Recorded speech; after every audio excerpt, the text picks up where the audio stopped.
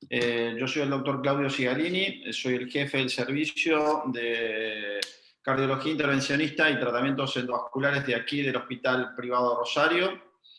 Y bueno, esta es la tercera sesión de este curso de intervencionismo dedicado para el clínico, dedicado para no el especialista, para no el cardiólogo intervencionista, sino para aquellos que tienen la misión de elegir el mejor tratamiento para sus pacientes, y justamente es el cardiólogo clínico. El tópico de hoy justamente son hot topics en enfermedad coronaria. Vamos a presentar varios casos de pacientes revascularizados mediante angioplastia coronaria en escenarios complejos, tanto desde el punto de vista clínico como desde el punto de vista anatómico. Y bueno, las presentaciones van a estar a cargo del doctor Ignacio Cigalini, que es staff del servicio, y de la doctora Cecilia Massino, que es fellow del servicio también de hemodinamia del HPR, y me acompañan el doctor Roberto Largui y el doctor Martín Nagelson, que van a ser las veces conmigo de panelistas en esta reunión, que también son staff del servicio de cardiología intervencionista. Así que bueno, el objetivo de hoy es un poco que conozcan un poco cómo es la intimidad, cómo es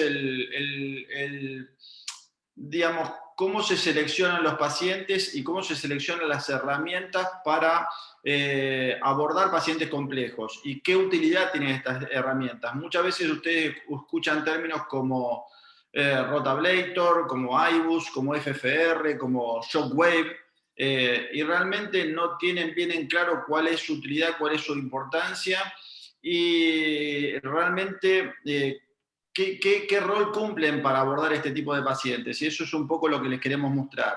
Cómo tenemos que seleccionar estos pacientes desde el punto de vista clínico y cómo los encaramos nosotros desde el punto de vista técnico en el momento de tener que resolverlos. Esto es lo que queremos compartir con ustedes. Vamos a tratar de hacer una reunión lo más interactiva posible, donde fundamentalmente lo primordial sea el intercambio de ideas, mientras mostramos un poco cómo hacemos nuestro trabajo. Así que bueno, le voy a dar lugar ahora a Ignacio Cigalini para que haga la primera presentación. Muy bien, muchas gracias, Claudio. Buenas tardes a todos. En esta sesión vamos a tomar 3 tópicos particularmente. En primera instancia vamos a hablar de aquellos pacientes que se presentan a la sala de hemodinamia con alto riesgo de sangrado. ¿Sí? ¿Por qué vamos a hablar de esta patología? Porque es algo muy frecuente que nos encontramos en la sala. 1 de cada 5 pacientes que realizamos una intervención tienen algún criterio de alto riesgo de sangrado, y estos pacientes han sido excluidos sistemáticamente de los estudios randomizados de las angioplastias coronarias, ¿sí? Y más recientemente que se han hecho estudios preespecificados con este tipo de pacientes, no han tenido una definición universal para poder seleccionarlos y poder realmente conocer cómo manejar este tipo de situaciones. Afortunadamente, digamos, hace poquito se ha lanzado un consenso universal donde aquellos pacientes que tengan un riesgo anual mayor del 4% de un sangrado mayor o mayor del 1% de una hemorragia intracraniana son definidos como pacientes que tienen alto riesgo de sangrado, y acá podemos ver distintos criterios clínicos o antecedentes que uno debe considerar a la hora de pensar en un riesgo de sangrar por el procedimiento, como por ejemplo la edad del paciente, cuando es mayor a 75 años, cuando hay enfermedad renal crónica, enfermedad hepática, especialmente cuando hay cirrosis con hipertensión portal, un cáncer activo, la anemia, ¿sí? Plaquetopenia, antecedentes de stroke, ¿sí? Diátesis hemorrágicas, ya antecedentes previos de hemorragia o transfusión, desde ya que la medicación concomitante como la necesidad de anticoagulación oral o el uso de analgésicos no esteroideos o corticoides también son factores que aumentan el riesgo de sangrado, o que tengan una cirugía planificada digamos, al corto tiempo posterior al procedimiento. Cada uno de estos digamos, están definidos como criterios de alto riesgo o de bajo riesgo. Si tienen uno solo mayor, ya es una persona de alto riesgo de sangrado, y si tienen 2 menores, ya es una persona que tiene también un alto riesgo de sangrado. ¿Sí? Importante destacar que estos pacientes desde ya tienen un riesgo aumentado de sangrado comparado con aquellos que no presentan estas características de más de 3 veces, pero también tienen un aumento del doble casi del riesgo de eventos isquémicos, o sea que son pacientes muy complejos, ¿sí? Donde nosotros tenemos que pensar cuál va a ser la mejor alternativa, y afortunadamente desde cardiología intervencionista tenemos distintos escenarios y distintas instancias donde nosotros podemos cambiar la historia de estos pacientes, pensando el procedimiento ya desde el abordaje, por ejemplo, intentando priorizar todo lo que es los abordajes radiales, y en aquellos procedimientos donde tengamos que trabajar con acceso femoral, hacerlo, digamos, con técnicas más modernas, utilizando la guía ecográfica, perdón, y dispositivos de cierre percutáneo para minimizar el riesgo de complicaciones y sangrado. A la hora de planificar el procedimiento, ¿sí? Contamos con diversos dispositivos y técnicas. Sabemos, y voy a estar comentando brevemente, que hoy por hoy de elección son los stent liberadores de droga, digamos, en estos pacientes, y no los stent metálicos como se creía hasta hace recientemente. En lesiones complejas deberíamos buscar minimizar la cantidad de metal, la cantidad de stents, por ejemplo, en bifurcaciones, intentar hacerlas con un único stent y no utilizar dos. Han surgido también balones que tienen embebidos droga, ¿sí? Para minimizar digamos, para no implantar stents como alternativa, y desde ya que la guía con imágenes intracoronarias como el IBUS o la tomografía de coherencia óptica han ayudado muchísimo para mejorar los resultados del procedimiento, y desde ya la terapia antitrombótica posterior al implante de los stents es fundamental, y también compartimos en esa decisión. Ya, Ignacio, un segundito, volvemos un segundito a la diapo anterior, Sí. y un poquito nada más que para enfatizar un poco los conceptos. Acá cuando uno habla de pacientes que tienen alto riesgo de sangrado, como los mostró con las características que mostró anteriormente Ignacio, digamos, el riesgo de sangrado no involucra solamente el acto de la intervención. Digamos que esto es importante siempre, siempre en un paciente que tiene alto riesgo de sangrado. Obviamente que un procedimiento endovascular va a tener menos riesgo de sangrado que un procedimiento quirúrgico, y eso es importante remarcarlo. Ahora bien, desde el punto de vista para disminuir los riesgos de sangrado en el acto de la intervención, que también se producen en los procedimientos endovasculares, tenemos todo lo que está a la izquierda, que es mejorar la técnica de punción si vamos por vía femoral, y preferir el acceso radial si se puede, que es lo habitual para nosotros, por lo menos en angioplastia coronaria. Pero el problema más grande no se limita a la intervención, sino el problema más grande lo tenemos en la necesidad de doble entregar a estos pacientes en tiempo prolongado si es que le ponemos un stent con droga. Y de ahí se trata un poco la presentación de estos casos, y lo que vamos a razonar. El problema más grande que tenemos en el intervencionismo coronario no se limita al acto de la intervención, sino al riesgo posterior de tener que prolongar una doble anteagregación plaquetaria en pacientes que tienen alto riesgo de sangrado. Seguí. Bien. Algo que había mencionado, digamos, simplemente, digamos, mostrarles que ya hay distintos estudios con una buena cantidad de pacientes, con más de 5.000 pacientes incluidos, que han demostrado francamente la superioridad del uso de stents, liberadores de droga de última generación, en comparación con stents metálicos, con una disminución significativa de los eventos isquémicos y con seguridad, ¿sí? Ante lo que comentaba Claudio, la posibilidad de acortar el tiempo de tratamiento antitrombótico, incluso en pacientes con cuadros coronarios inestables, síndromes coronarios agudos, con un único mes de tratamiento doble antiagregante, ¿sí? Con muy bueno, digamos, con muy buen resultado con estos stents de segunda generación, ¿sí? Hay distintos tipos de stents. Hay stents que tienen un vehículo, digamos, que para liberar la droga, que son polímeros, que son biodegradables, que terminan desapareciendo, que en su momento se creía también que eran los más adecuados para este tipo de pacientes, pero también hay stents con polímeros que son biocompatibles, que no se disuelven, que también han mostrado bastante seguridad incluso con terapias combinadas, ¿sí? Y otros estudios han comparado digamos, un tiempo de tratamiento corto de un solo mes comparado con un tiempo largo en este tipo de pacientes, siendo, digamos, superiores en el compuesto combinado de eventos cardiovasculares y de sangrados. Así que es una alternativa más que necesaria. Hoy por hoy en estos pacientes la indicación es DES y no stent convencional. No sé, Claudio, Sí, Roberto, si tienen algún comentario. acá, digamos, hasta hace poco tiempo, digamos, relativamente el tiempo pasa muy rápido, pero hace unos años la única alternativa que teníamos para disminuir el riesgo de sangrado en un paciente, por ejemplo, añoso, con insuficiencia renal o con insuficiencia hepática, o condiciones, o que esté anticoagulado, era colocarle un stent metálico. Una terapéutica desde el punto de vista, como lo mostró Ignacio, inferior, pero, digamos, prevalecer en disminuir al paciente el alto riesgo de sangrado. Hoy los stents liberadores de droga han evolucionado. Hay stents en los cuales el polímero, que es la parte trombogénica del stent, se biodegrada en un mes, entonces eso te permite suspender rápidamente la doble integración plaquetaria, disminuyendo los riesgos de sangrados en el seguimiento de estos pacientes. También hay stents que liberan droga y ni siquiera tienen polímero. Y esas son alternativas, digamos, que son las que les queremos mostrar para el tratamiento de estos pacientes. No sé si Martín o Roberto quieren comentar algo más. No, por mi parte no tengo nada que agregar por ahora. No, yo tampoco, Claudio. Muy bien, Bien, invito vamos entonces al primer a la caso. doctora Cecilia Massino a comentarnos el primer caso de esta sesión. Bueno, gracias. Buenas noches.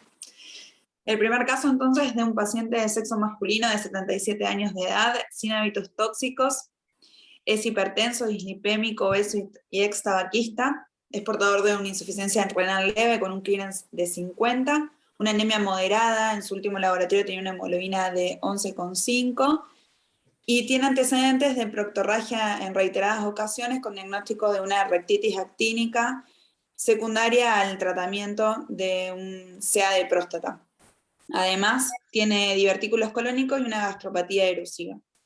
Él consultó por un cuadro de palpitaciones y angina de minutos de evolución, que en el electro se le diagnosticó una taquicardia supraventricular, una TPS, con un infradesnivel del ST anterior de 1 milímetro, por lo cual se realizó cardioversión eléctrica a ritmo sinusal. Su eco lo único que tenía como patológico era una disfunción diastólica grado 1 y un remodelado concéntrico del BI, y presentaba biomarcadores positivos con una curva de troponina, digamos, una troponina detectable pero sin curva. Por eso se nos solicita a nosotros el estudio. Este paciente presenta asociado al riesgo de sangrado como criterios menores, la edad, la insuficiencia renal leve y la anemia, y como criterio mayor el antecedente de la proctorragia con el diagnóstico de la rectitis actínica. En el estudio diagnóstico lo que se constata es, la primera imagen que no se mueve es la coronaria derecha, que No es sé si se una ve arteria el no puntero. dominante. ¿El puntero se ve así, Marco, mientras vos hablas? Sí, Sí, se ve. se ve. Perfecto. Las otras dos imágenes que son videos son de la coronaria izquierda. Lo que se puede observar bien es que el tronco de la coronaria izquierda no presenta lesiones. A nivel de la ADA, que es una ADA de grueso calibre, presenta una pequeña lesión a nivel ostial, severa, que es concéntrica y corta. No tan pequeña, digamos que es corta, Sí, no tan pequeña. corta, es verdad, no pequeña, es verdad. Una lesión corta que compromete aproximadamente entre el 80 y el 90% de la luz. Y a nivel de la circunfleja, no sé si se llega a ver ahí, presenta una lesión leve a nivel del segmento medio. Ahí, Una exactamente. circunfleja dominante, digamos, acá dada la descendente posterior.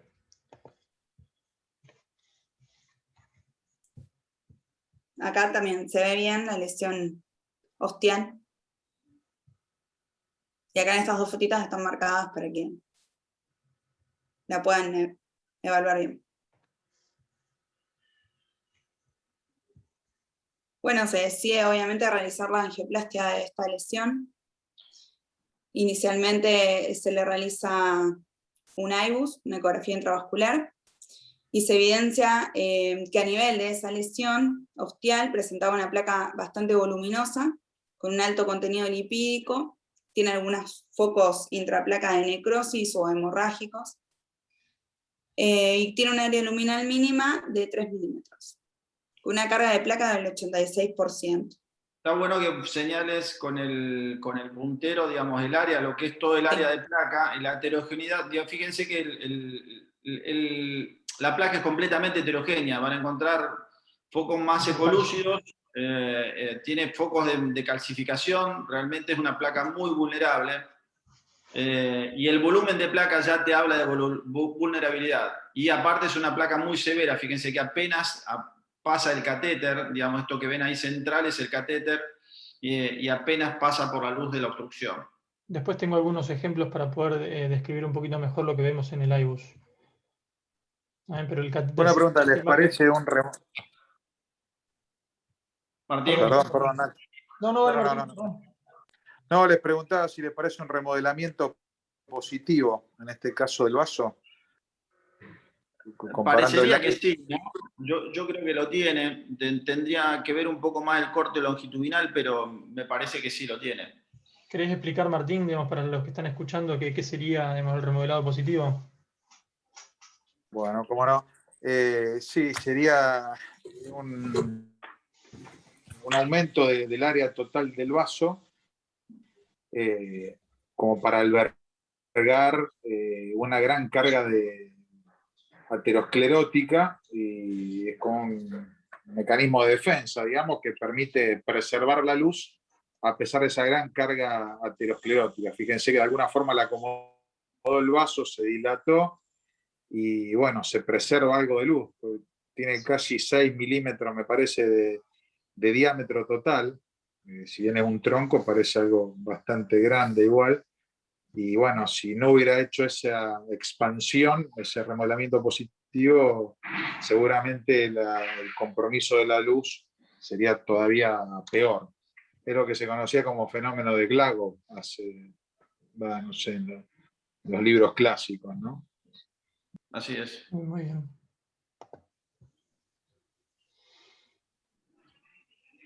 Bueno, ¿Algún así que comentario, Roberto o Martín, de cómo abordarían este caso? ¿Qué les parece? Ah, Un bueno, caso, digamos, parece simple de ver, pero es un caso que tiene no, cierta complejidad. Esto en realidad es la una gente, enfermedad de tronco, digamos. El claro, óvulo de la DEA es es una enfermedad de tronco, una lesión en bifurcación que involucra el tronco coronal izquierdo. exacto, no es una lesión de DA habitual, es una angioplastia de tronco coronario, que no es el abordaje de una angioplastia más. Creo que en este caso es mandatorio lo que han hecho ustedes, usar IBUS para tener bien los diámetros de referencia, distales, proximales, después analizar que el stent quede bien implantado, bien pegado a las paredes de la arteria. Se sabe que la utilización de un método de imágenes va a disminuir la tasa de restenosis y mortalidad, ¿no? Y de trombosis también, eso ya está más que demostrado, y creo que en estos casos así es mandatorio, en la medida que uno lo tenga, ¿no? De acuerdo. Con respecto al stent, bueno, nada, vos dijiste ya mucho, usar un stent que está demostrado una doble antiagregación breve. Este paciente no es un síndrome coronario agudo, de todas maneras, impresionaría. Sí, habrá que tener en cuenta que no esté con un sangrado activo en ese momento, impresionaba que no, por lo que habían dicho. Así que nada, creo que la estrategia es un solo stent inicialmente y tener hacer algo expectante en la arteria circunfleja, que no habría que tocarla, pero sí protegerla. Bien. Bien. Clave remarcar nada más lo que decís. Importante encararla con IBUS, donde sabemos que en esta localización del tronco el IBUS demostró disminuir mortalidad, y no es poca cosa, digamos, por eso lo van a escuchar varias veces esto. Y segundo, tratar de elegir un stent que te permita una doble antiagregación plaquetaria lo más corta posible, justamente por el alto riesgo de sangrado del paciente. Bien, Ceci. Sí. Sí, exacto. Eso es lo que se eligió, digamos. Hacer un stent primario con un stent liberador de verolimus que tenía un polímero bioabsorbible. Su marca era Synergy. Y se eligió un 3.5 por 16. Así que se implantó, y los otros dos videitos de mano derecha es el control algeográfico del mismo. Bien. Y este es el IBUS post-implante, que la verdad que quedó muy bien. Se ve que el stent está correctamente expandido y bien aposicionado. Y el área luminal es mayor a 6, claramente, aunque no está ahí delimitada. Y fíjense que acá también está marcada la circunfleja, como digamos, no hubo desplazamiento de placa de la circunfleja, más allá de que se veía muy bien por angiografía, ¿sí? De que no había compromiso ostial. Tampoco se ve ningún tipo de compromiso en esta técnica, que son más específicas, como decía Roberto y Claudio. Bien.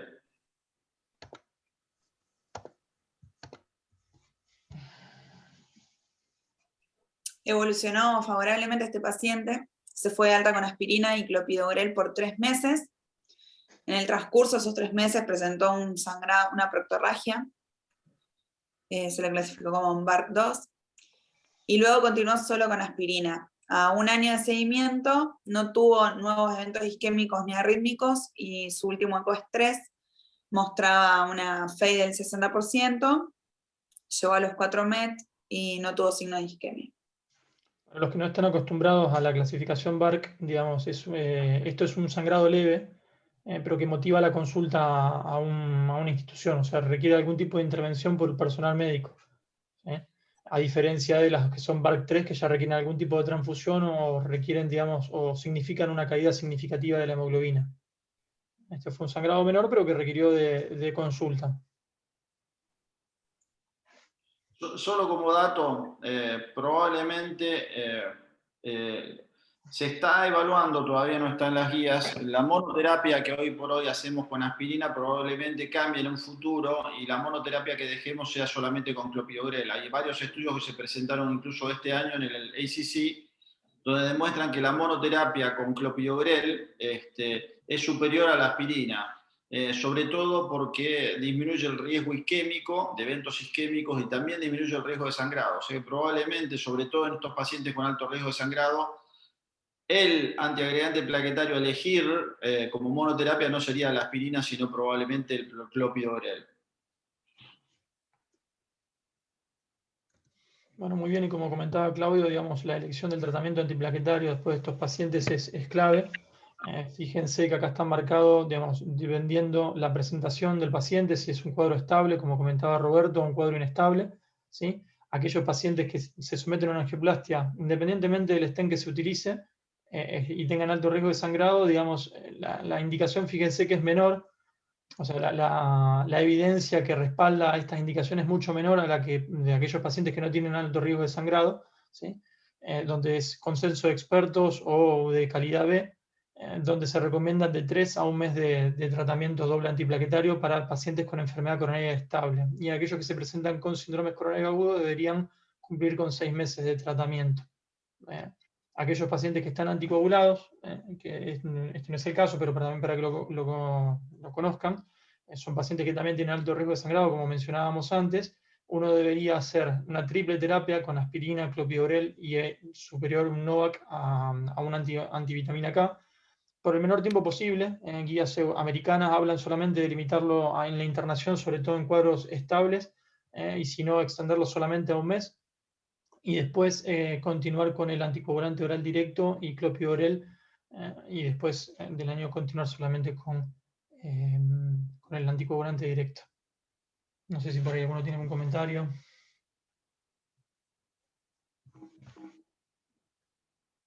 No.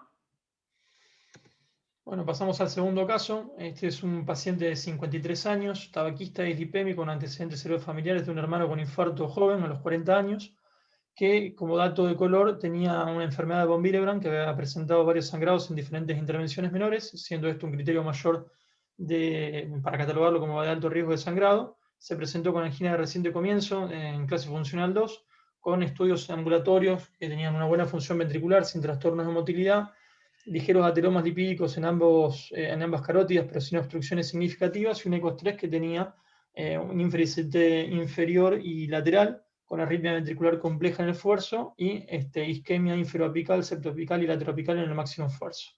Así que este paciente fue derivado para realizar un cateterismo. Acá estamos inyectando selectivamente la arteria coronaria derecha. En este caso, a diferencia del anterior, se trata de una coronaria derecha dominante. Digamos que acá está dando la arteria descendente posterior. Si bien tiene algunas irregularidades en su pared, fíjense que no son completamente lisas, hay una plaquita leve acá. No había lesiones significativas. Tronco coronario izquierdo, circunfleja. Acá podemos ver que se superponen imágenes con un ramo intermedio, y hay una imagen media rara justo en el nacimiento de la circunfleja. Impresionaría que haya una lesión.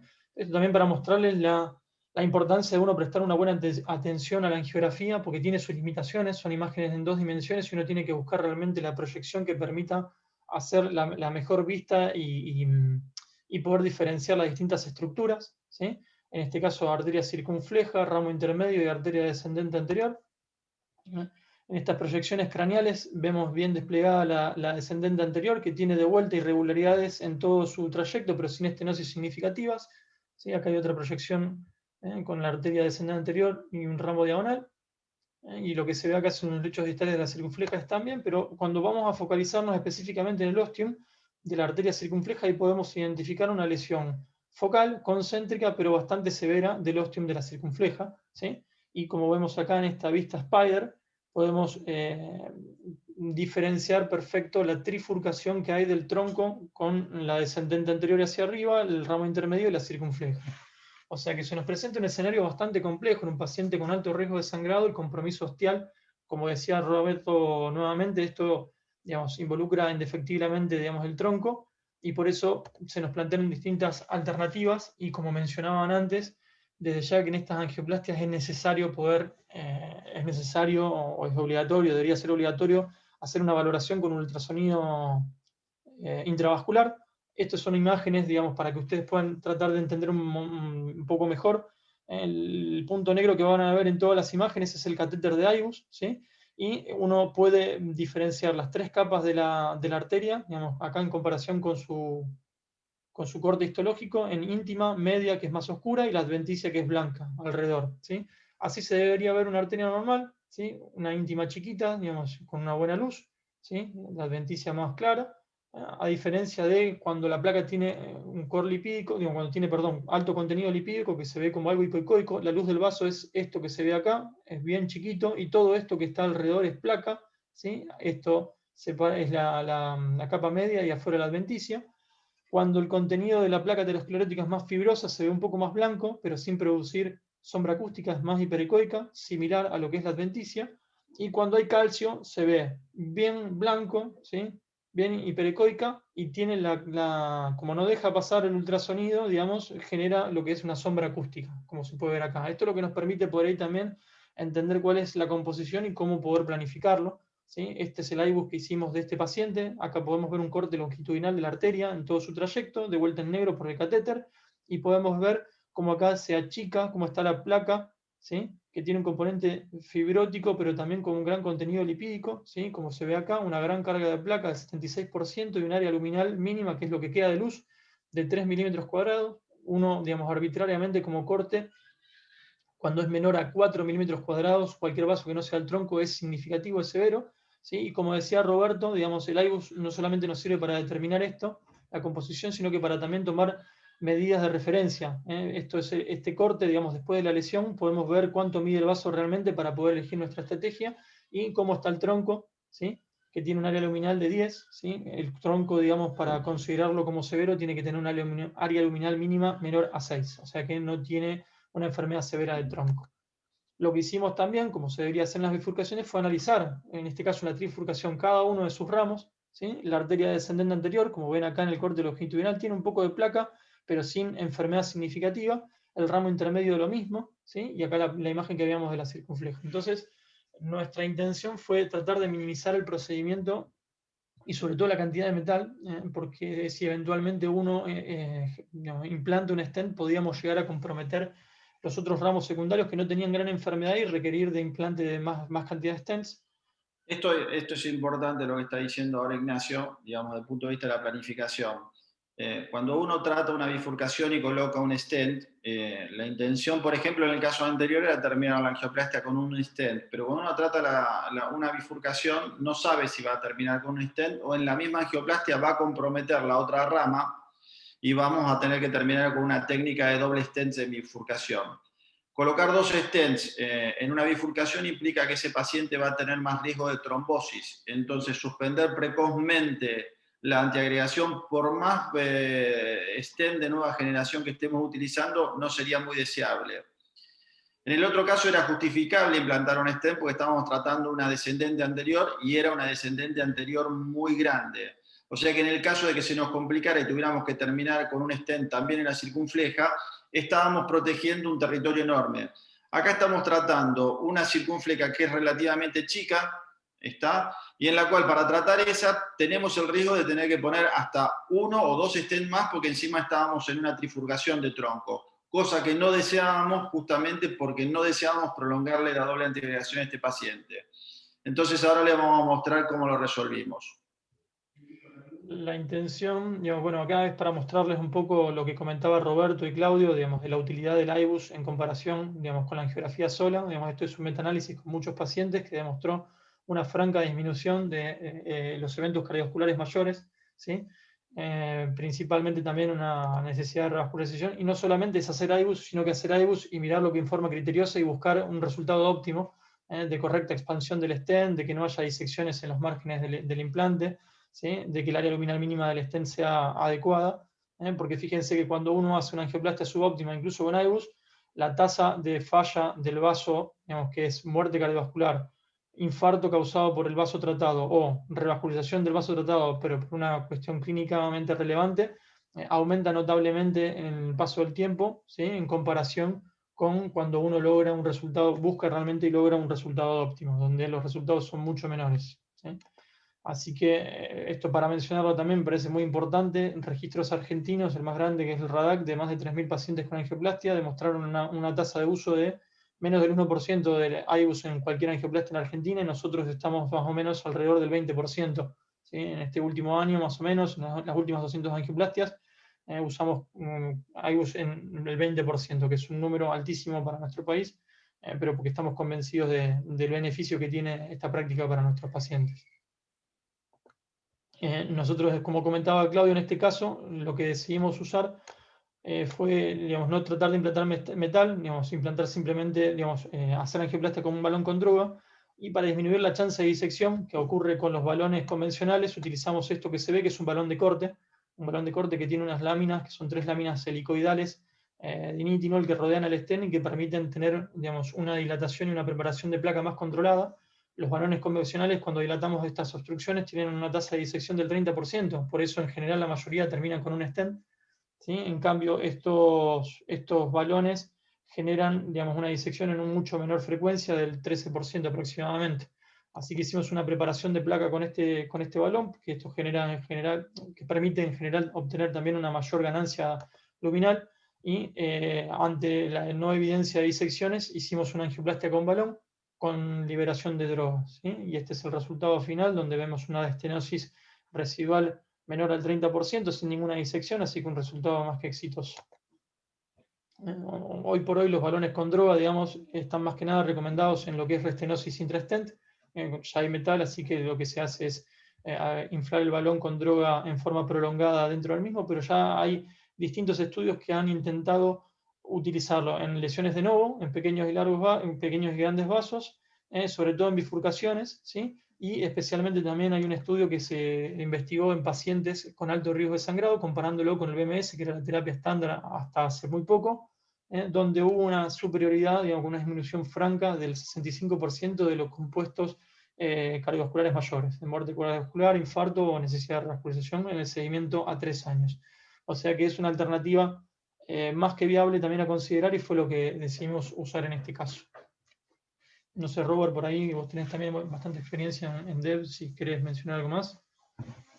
No, Nacho, ahí vos tocaste todo. El estudio debut es la poca evidencia que hay en pacientes con alto riesgo de sangrado. Ahí lo compararon encima con BMS, con lo cual uno no pondría un BMS en ese lugar, por ejemplo.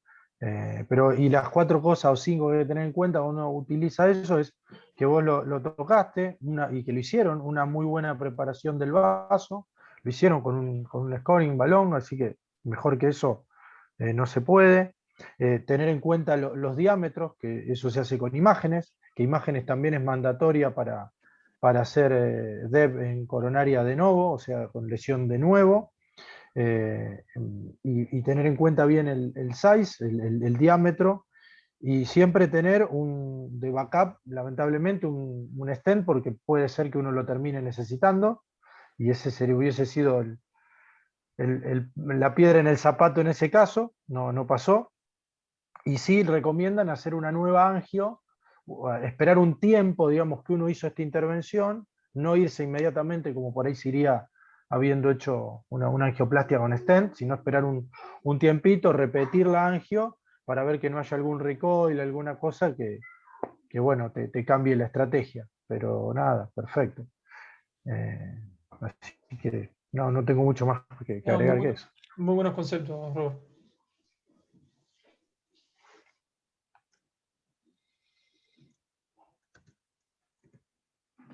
No sé si Martín o Claudio quieren agregar más de alto riesgo de sangrado. No sé si parte del público quiere hacer alguna pregunta, lo puede hacer por el chat, puede levantar la mano. Yo no tengo nada para decir, Nacho, ¿no? No, solamente, digamos, ¿cuál es el mensaje para llevar a casa de esto? En pacientes de alto riesgo de sangrado tenemos alternativas para podernos revascularizar adecuadamente y poder suspender precozmente la doble antiagregación, que es lo que le aumentaría el riesgo de sangrado en el largo plazo. Alternativas desde el punto de vista de los stents, como vimos, stents con polímero bioabsorbible o sin polímero, y con menos evidencia, pero realmente una herramienta útil así, que son los balones liberadores de droga, como vimos en este último ejemplo. Bueno, muy bien. Continuamos entonces con el segundo tópico de la sesión, digamos, que en parte vamos a ir tocándolo, digamos, como vieron no fueron angioplastias sencillas las que estuvimos mostrando, pero vamos a tratar de mostrar por ahí otros escenarios de angioplastias coronarias complejas. No hay un término, digamos, universal tampoco que defina, digamos, cuándo una angioplastia es compleja, depende del paciente, digamos, de las comorbilidades, pacientes diabéticos con edad avanzada, enfermedad vascular periférica, que tengan cirugía previa, ¿sí? Que tengan compromiso hemodinámico, pero principalmente uno cuando habla de angioplastia compleja se remite a complejidad anatómica, ¿sí? Como por ejemplo que haya enfermedad de múltiples vasos, enfermedad de tronco coronario izquierdo, cuando haya calcificación severa, cuando haya lesiones severas que requieran, largas, que requieran de más de 60 milímetros de stents, angioplastias a puentes venosos, o, como mencionaba Claudio y Roberto antes, las bifurcaciones que tengan, digamos, la necesidad de 2 implantes de stent. Esto es más o menos lo que se considera como complejo. ¿Sí? Fíjense que estos son datos de un gran registro internacional, que es el eUltimaster, que involucraba más de 35.000 pacientes que se realizaron angioplastia, donde 1 de cada 3 casi cumplían con algún criterio de complejidad. ¿Sí? Y estos pacientes en el seguimiento, ¿sí? A 360 días al año, fíjense que tienen mayor tasa de eventos. ¿Sí? O sea que este tipo de intervenciones se deberían dejar también, o sea, requieren de mucha experiencia de los operadores del centro y de la posibilidad de contar con herramientas y tecnología como la que estuvimos mostrando para poder resolverlos en forma exitosa y disminuir los eventos de los pacientes. Paso a comentar el primer caso. Es un hombre de 70 años, hipertenso, que tenía una cardiopatía isquémica estable en clase funcional 2, que estaba medicado ya hace varios años sin síntomas, pero que volvió a presentar, digamos, angina con una cámara gamma que demostró digamos, un infra-ST de 2 milímetros anterolateral y esquema moderado anterior y en segmento apical. El paciente tenía buena función ventricular, fíjense que estaba bien beta bloqueado, una buena frecuencia cardíaca, y tenía placas carotídeas bilaterales, pero sin repercusión hemodinámica. Lo derivó el cardiólogo de cabecera a nuestro centro para poder realizar una coronariografía. Y fíjense que vamos a ver dos cosas interesantes. Primero, vamos a mostrarles que esto es una coronaria derecha dominante, ¿sí? Que tiene mucha irregularidad, como veíamos en el caso anterior, en la pared del vaso, ¿sí? Tiene mucho infiltrado ateromatoso, pero de vuelta sin enfermedad obstructiva. Fíjense que cuando no hay contraste, la arteria igualmente uno puede limitar el recorrido por la intensa calcificación que tiene, ¿sí? Y acá podemos ver una mancha negra que se mueve en conjunto del corazón. Esta es la arteria descendente anterior y este es el calcio que tiene la arteria descendente anterior. Y fíjense que en esta proyección craneal vemos que además de la coronaria derecha hay un vaso que se llena, ¿sí? Que da vuelta a la punta del corazón, que no es más que la descendente anterior que se está llenando por circulación colateral desde la coronaria derecha, ¿sí? Esto es ya, digamos, proyecciones del árbol coronario izquierdo, selectivamente desde el tronco coronario izquierdo, donde podemos ver que la arteria circunfleja es una arteria grande, que está bastante bien, tiene algunas irregularidades también en la pared, pero sin estenosis significativas. Y en estas proyecciones donde vamos a desplegar un poquito más la descendente anterior, podemos ver lo que ya sospechábamos, que es una oclusión crónica total de la arteria descendente anterior y por eso había generado circulación colateral que terminaba irrigando lo que no se ve, que es la punta, ¿sí? De toda la descendente anterior, que debería continuar por acá. ¿Sí? Lo que les remarcaba antes, fíjense que previo a la inyección del contraste se ve todo el camino, digamos, negro de la arteria, ¿sí? Por la intensa calcificación que tenía esta lesión. Nosotros a la hora de evaluar justamente una oclusión crónica total, tenemos distintos parámetros para poder definir la complejidad, digamos, mayor o no de esto. Recuerden que nosotros para tratar una lesión, digamos, debemos cruzar con una cuerdita, para que nos sirve de riel para poder llevar los distintos dispositivos, balones, stents y demás, y acá no tenemos un camino directo, sino que lo que tenemos que recanalizar, ¿sí? La presencia de calcio, digamos, aumenta la complejidad, digamos, la presencia de curva en la oclusión aumenta la complejidad, digamos, mientras más largas, digamos, la complejidad va a ser mayor. Si no tenemos un camino visible, digamos, si no hay una puntita que nos permita estimar dónde va la dirección de la luz verdadera, digamos, también aumenta la complejidad, y eso nos permite caracterizarlo, y digamos, este paciente, por estas características que reúne, digamos, era un caso bastante complejo de resolver. Otra de las cosas que hacemos al evaluar las oclusiones crónicas totales, su factibilidad para poder intervenirlas, es las colateralidades. Hay distintos tipos de colaterales, digamos, septales desde la descendente anterior o la de la derecha, vasos epicárdicos que van, digamos, circunnavegando el corazón, digamos, como este caso, o pueden surgir colaterales de los bypass, donde a veces estos caminos se pueden tomar como alternativa para abrir la arteria desde el otro lado, desde digamos, forma retrógrada. Lamentablemente los vasos epicárdicos son los más riesgosos porque si se rompen, digamos, esto, digamos, vuelca la sangre directamente al pericardio y genera en un derrame pericárdico taponamiento. Así que uno tiene que tener mucho cuidado. Fíjense que tiene mucha curva, eso también hace que sea desfavorable, por lo que nosotros no elegimos este camino a la hora de pensar en una intervención, ¿sí? Este tipo de procedimientos, al requerir por ahí elementos de mayor calibre, digamos, en parte los tenemos que hacer por acceso femoral, como les mostré antes. Esto es la guía ecográfica, acá se puede ver la femoral común en el circulito, y podemos ver bien la altura de bifurcación para asegurarnos una buena punción arterial y evitar las zonas de calcio, ¿sí?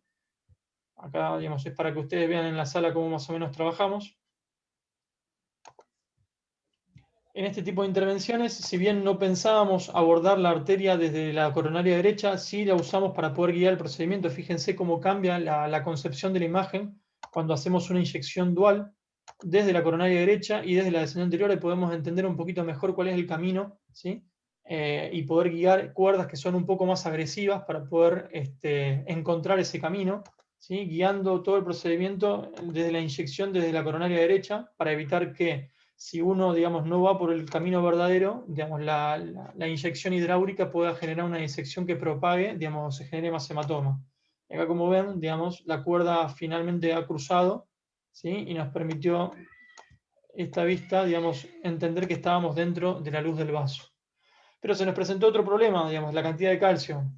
Fue imposible dilatarla con balones, ¿sí? Así que lo que tuvimos que hacer fue cambiar la cuerda, ¿sí? Y utilizar esto que se ve acá, que es una oliva de Rotablator, para poder vencer un poco y abrir el camino de la calcificación. No sé, Claudio, si vos querés comentar un poquito de qué se trata el Rotablator, acá mientras le dejo una animación. Bueno, básicamente, como para que lo entiendan, el Rotablator es una especie de torno que gira a muy alta velocidad. La parte, digamos, que avanza, fíjense que la oliva tiene dos mitades. La mitad, digamos, distal, o la mitad que va tomando contacto con la placa, tiene múltiples incrustaciones de diamante que, digamos, eso sumado a la velocidad con que gira, va descomponiendo, va degradando la placa en micropartículas, mucho más chicas que los glóbulos rojos. O sea que si uno avanza este dispositivo delicadamente para no generar grumos de partículas, estas partículas pasan los capilares de los lechos distales del vaso que estamos tratando, y después ese resto de material es removido por el sistema retículo endotelial en el vaso. El Rotablator es un instrumento agresivo. Uno de los problemas que tiene es que genera mucho calor por la fricción, por la alta velocidad, por eso trabaja con un lavado continuo de una solución especial. Pero realmente es una herramienta de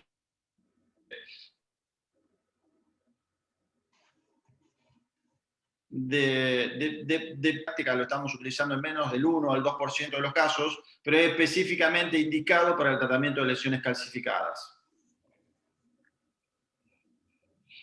Tener este tipo de herramientas te permite modificar la estructura de la placa y después poder primero avanzar, porque si no modificamos la estructura de la placa, probablemente ya no habíamos podido cruzar con ningún balón y probablemente no logramos hacer una preparación, una dilatación suficiente del vaso previo al implante del stent para que después el stent quede implantado en forma adecuada.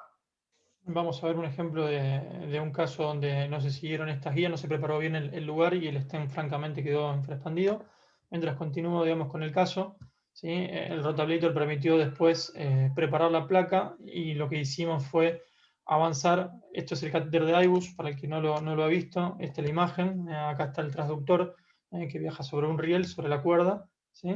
Y nos permite obtener las imágenes que acá están pasadas en vivo para que ustedes vean lo que nosotros le estábamos describiendo, el círculo central que es el catéter. Acá hay una placa cálcica que genera la sombra acústica. Van a ver que vamos a encontrar en diferentes territorios esas placas cálcicas, como se ven ahí, digamos que por lo pronto parecen más puntuales, aunque después, como en este sector, tiene una distribución de casi 360 grados, que eso, digamos, es un factor que digamos, casi obliga a usar estas técnicas de aterectomía, ¿sí? Para poder generar una buena expansión.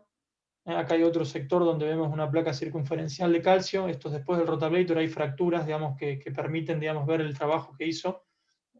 Acá estamos en la Eso es sala. lo importante. El catéter de ultrasonido no hubiese pasado nunca si no pasábamos rotablator antes. Esto es una imagen después que pasó y esta vez que estamos viendo la placa modificada, estas fracturas que les está marcando Ignacio con el cursor, son los que te permiten después expandir adecuadamente la arteria e implantar el stent.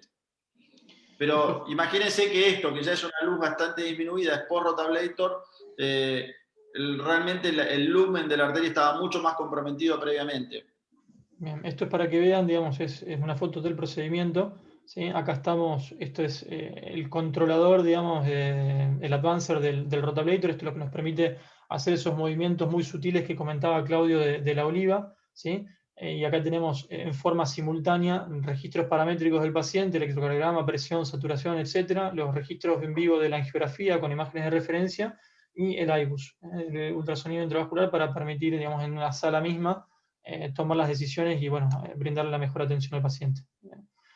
Las mediciones que hicimos con el IBUS nos permitieron, digamos, seleccionar también el tipo de dispositivo. En este caso usamos un stent largo, liberador de drogas, que tiene la capacidad, digamos, tiene la característica de que es cónico, es un poco más chico en el tercio distal y un poquito más grande en su tercio más proximal para, digamos,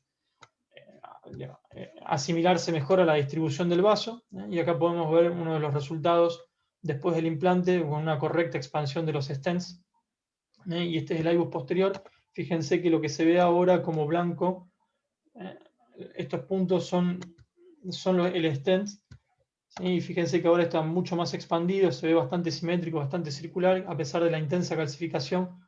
Hemos logrado una muy buena expansión y estas son las angiografías del control, mostrando un buen resultado angiográfico en el tratamiento de esta oclusión coronaria compleja con intensa calcificación y de larga extensión.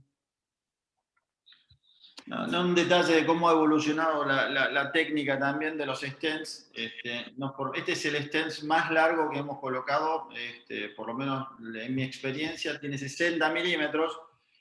Para poner un stent tan largo en una arteria como la descendente anterior, que se va afinando en su contorno, tiene que ser necesariamente cónico. Y este es uno de los pocos stents cónicos y largos que existen en el mercado, y realmente nos fue muy útil en este caso. Bien, el paciente se fue muy bien, se fue de alta al día siguiente de la intervención. Y creo que acá mostramos la utilidad de los distintos dispositivos como rotablator, stents dedicados y un procedimiento distinto con una oclusión crónica total. No sé si por ahí Martín, Roberto, Ceci tiene algún comentario. No sé, era si querían comentar ustedes algo del tema del riesgo de no reflow que puede haber con estos pacientes. Sí, comentalo si quieres, Martín. No, pero dale. Sí, por supuesto. Digamos, el tema yo lo comenté tangencialmente. Una de las complicaciones del rotablator tiene algunos riesgos, digamos. Fundamentalmente hay que entrenarse para esa técnica, es para realmente operadores experimentados. porque es bastante más complejo realizar una angioplastia con rotablator que realizarla con balón. Uno de los riesgos que tiene el rotablator es generar calor, generar espasmo, como dije, el calor genera espasmo y los espasmos que genera el rotablator son realmente muy complicados, muy difíciles de vencer. Otro de los problemas que tiene es la perforación. Si uno elige mal el caso y elige, por ejemplo, tratar lesiones en arterias que tienen trayectos angulados, puede perforar la arteria con el rotablator y realmente es una complicación muy, muy grave. Y otra de las complicaciones que puede llegar a tener es que uno genere demasiado grumo de partículas, que sea muy agresivo con las ablaciones, con los pasajes del rotablator, eso embolice el lecho distal y tengas lo que Martín llamó que son los fenómenos de no flow o low flow. Que tengamos un buen resultado en el sitio de que tratamos, pero que le tapemos, le ocluyamos con partículas todo el lecho vascular y eso también es una complicación severa. Todo tiene arreglo, pero realmente es una técnica que hay que usarla con mucho cuidado. Hace poco tuvimos un paciente que tuvo un no flow, luego del pasaje de rotablator, lo pudimos resolver, pero realmente fue una angioplastia muy trabajosa que realmente en el momento nos trajo mucha preocupación porque era también una arteria descendente anterior. Existe un tratamiento especial, no me quiero extender mucho para el manejo de estas situaciones. Las perforaciones se pueden tratar con forrados, el espasmo puede liberarse con drogas, pero realmente es una técnica que exige mucho cuidado en su implementación y un poco más de experiencia que la angioplastia convencional.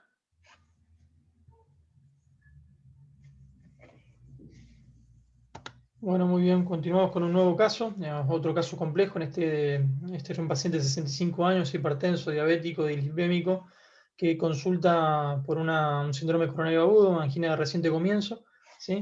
Donde se decidió una estrategia invasiva por ser diabético y por las características del dolor, encontrando una lesión que se consideró como la culpable del síndrome coronario, una lesión crítica en la arteria coronaria derecha que fue tratada en la internación índice con un implante de un stent liberador de drogas, ¿sí?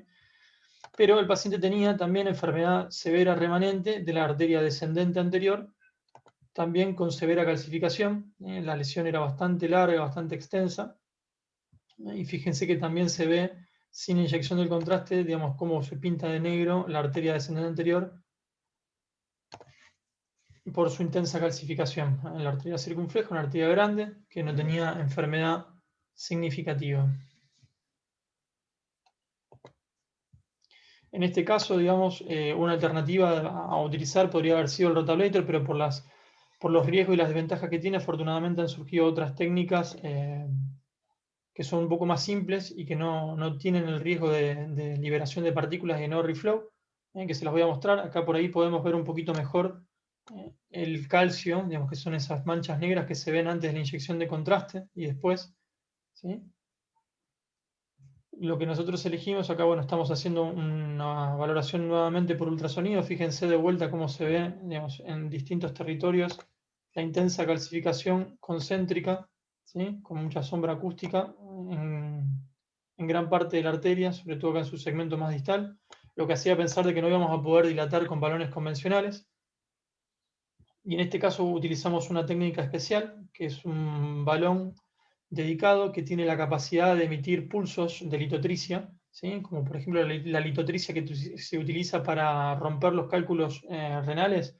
Bueno, en este caso, digamos, los emisores se encuentran a nivel de un balón especialmente diseñado que emite pulsos de litotricia que generan una burbuja de presión que no solamente, digamos, trabaja a partir del calcio superficial, que es el calcio que trata, digamos, el rotablator, sino que también trabaja sobre el calcio más profundo, que el rotablator no tiene ningún tipo de accionar. Fíjense que acá en el segmento de mayor calcificación vemos el balón del shockwave de este dispositivo, cómo hace la típica imagen de reloj de arena con un adelgazamiento central por la estenosis y cómo después de los pulsos logramos una expansión completa del mismo, ¿sí? Por un correcto tratamiento del lugar, que nos permitió después hacer un implante, digamos, con correcta expansión de los stents. En este caso, por la longitud, se tuvo que poner tres stents y pudimos hacer, digamos, nuevamente una valoración con IBUS que ve que a pesar de la intensa calcificación hemos recuperado una buena luz con una buena expansión de los stents y una buena aposición, ¿sí? Desde el ostium de la decena anterior. Estos son los resultados angiográficos, la verdad que muy buenos. Y en este caso, a diferencia del rotablator, digamos, se trata de un mecanismo bastante más sencillo, que tiene menos riesgos y que no necesita de un entrenamiento o una expertise como el que comentaba Claudio para el rotablator. Esta es la consola, ¿sí? Que es la que emite los pulsos. El balón está conectado con un emisor, ¿sí? Acá podemos ver un video que recrea un poquito la terapia, ¿sí? Que esto genera, digamos, unas burbujas que expanden rápidamente vapor, que producen ondas sónicas que generan más o menos 50 atmósferas de presión, con un efecto localizado, como les decía, superficial y profundo, selectivo, digamos, para el tejido duro. Acá podemos ver un video de cómo se forman estas ondas sónicas, ¿sí? Que son los que producen, digamos, la ruptura, digamos, del calcio, y acá podemos ver, digamos, la selectividad que tiene, digamos, esta terapia, de cómo destruye, digamos, el calcio, cómo permite la fisura, digamos, pero no tiene ningún efecto sobre tejido blando. Acá está tocando con las manos, ese ruidito es cada pulso de litotricia. Así que esta es una tecnología más que atractiva, que tuvimos la suerte ya de utilizar en varios casos. Somos uno de los centros que más casos ha tenido, por suerte, desde que llegó a la Argentina a principio de año, con muy buenos resultados. No sé, Claudio, si vos querés comentar algo. No, solamente mostrarle otra alternativa. De realmente los dos casos que mostraste son dos casos realmente muy complejos, técnicamente muy complejos, muy difíciles de resolver, muy difícil si realmente no tuviéramos esta alternativa. Estos pacientes tendríamos que mandarlos a operar. Mandarlos a operar cuando no es la mejor situación, porque si ustedes se fijaron, tenían lechos distales de fino calibre, realmente no hubiera sido bueno tratar a estos pacientes con cirugía. Y bueno, con un método que es el rotablator en un caso, y con otro método mucho más sencillo, mucho más nuevo, pero mucho menos riesgoso, que mucho más accesible para cualquier operador, realmente lo pudimos resolver. Bien. Paso rápido a un tercer caso, que muestra inicialmente qué es lo que pasa cuando uno no toma estas precauciones, no prepara bien una zona con mucha calcificación. Este era un paciente de 66 años, diabético no insulino requiriente, hipertenso, hiperglicémico, con antecedentes familiares de enfermedad coronaria de edad temprana, que había tenido una internación por síndrome coroneo agudo en otro centro donde se habían implantado 2 stents y se complicó con stent trombosis aguda en otro centro en esa misma internación en las 24 horas, que requirió una nueva intervención.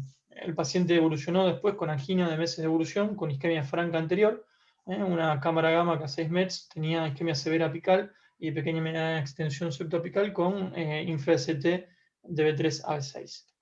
Fíjense, acá vamos a poder ver cuando no está el contraste inyectado, se ve el camino de los stents implantados previamente y cómo, digamos, se ve medio radiolúcido, ¿sí? Acá está magnificado a la derecha, este sector de los stents, que nos genera duda, digamos, una restenosis bastante crítica, que uno tiene que identificar cuál es el mecanismo. Y acá les estamos mostrando algunas técnicas que tenemos de magnificación para poder entender mejor qué es lo que pasa con los stents. Y fíjense que acá podemos ver claramente que el stent está francamente infraexpandido. Fíjense que acá se ve muy bien esa imagen de adelgazamiento, ¿sí? Y en estas imágenes también, de cómo quedó el stent implantado en el otro centro porque no se preparó correctamente la placa. Esto es lo que pasa cuando uno no trata, digamos, el calcio con estas técnicas dedicadas, ¿sí? Inicialmente, digamos, este paciente, cuando lo admitimos por primera vez, intentamos hacer una angioplastia convencional con balones a altísima presión, balones especialmente diseñados para que reciban mucha presión. Y acá ven que lamentablemente, a pesar de la colocación, digamos, ideal y de tratar de inflarlo a altísima presión, no logramos nunca vencer esta resistencia, ¿sí? Fíjense que hicimos también una valoración por ultrasonido y podemos ver francamente que hay un adelgazamiento con bastante calcio concéntrico a ese nivel, con después el resto del stent, como vemos en este corte longitudinal, se ve bastante bien, bastante expandido, pero acá tenemos una zona de adelgazamiento franco y fíjense que el área luminal mínima es de menos de 1, de menos de 2, de 1.2, sí, perdón, veo mal, hay 1.23, es el celeste el que está bien. Así que se nos presentó con este caso distintas opciones. se podría hacer rotablator, digamos, dentro de stents. Hay casos de ictus, es más riesgoso, uno tiene que tener más cuidado. Todavía, digamos, no es una indicación formal, pero hay varias series de casos publicadas de tratamiento exitoso de este tipo de lesiones, si bien off-label, con litotricia intravascular, y si no, la otra opción era una cirugía, y esto se discutió y decidimos avanzar con el intento percutáneo, digamos, con el método que nosotros consideramos menos riesgoso. Claudio, perdón. Es interesante, digamos, parar un cachito acá y discutir, digamos, 2 o 3 cositas antes de mostrar la resolución. Sí. Primero, digamos, el paciente no es de Rosario, no era un centro de Rosario que lo había tratado inicialmente, y realmente habían preparado mal la lesión. O sea, si vos no preparás, si no podés dilatar el vaso, prepararlo adecuadamente, no tenés que entregar un stent. Si no, lo que estás haciendo es empeorar la situación, porque la resolución de eso, de un stent infraexpandido, subexpandido, es más difícil que la primoangioplastia. Y eso es la situación que nos encontramos nosotros. Una lesión severamente calcificada con un stent adentro. Entonces eso es ¿qué podés hacer? Es lo que dijo Ignacio. Podemos hacer rotablator, lo hemos hecho. Cuando haces rotablator en esa situación, estás limando no solamente el calcio, sino que estás limando el mismo metal del stent. Estás generando partículas, micropartículas de metal. Tenés que limar y es realmente una técnica un poco más peligrosa. Valoramos la posibilidad de operarlo al paciente, de hacerle una mamaria sin bomba, por ejemplo. No nos parecía la primera elección, en una DA tercio medio. Realmente, habitualmente no mandamos a operar pacientes que no involucren por lo menos el tercio proximal de la arteria descendente anterior. Y bueno, conseguimos que la obra social nos autorice el shockwave, la litotricia intravascular. Creíamos que era una alternativa para tratar a este paciente.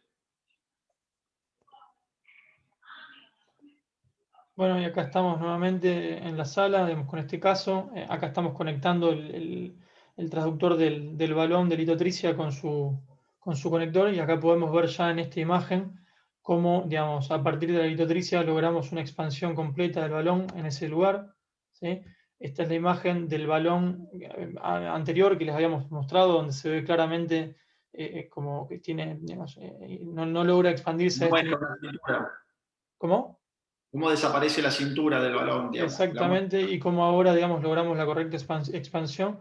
Les voy a mostrar, digamos, la diferencia del IBUS. Este es el IBUS anterior, donde vemos que teníamos un área luminal mínima muy chica, de apenas 1 y pico, ¿sí? A este nivel, y después de haber realizado la litotricia intravascular, fíjense que ya en el corte longitudinal se ve que es todo mucho más derechito, a diferencia de esto que se ve que se achica, y cómo conseguimos un franco aumento del área luminal mínima a más de 4 milímetros cuadrados, que recuerden que es el punto de corte en general que se toma arbitrariamente para lesiones que no son del tronco coronario izquierdo. Así que este fue el resultado angiográfico, frente al buen resultado con la litotricia y frente, digamos, a una restenosis intra-stent. Decidimos no poner otro metal dentro, no hacer una angioplastia con stent, sino que hicimos una angioplastia con balón con droga, con muy buen resultado angiográfico.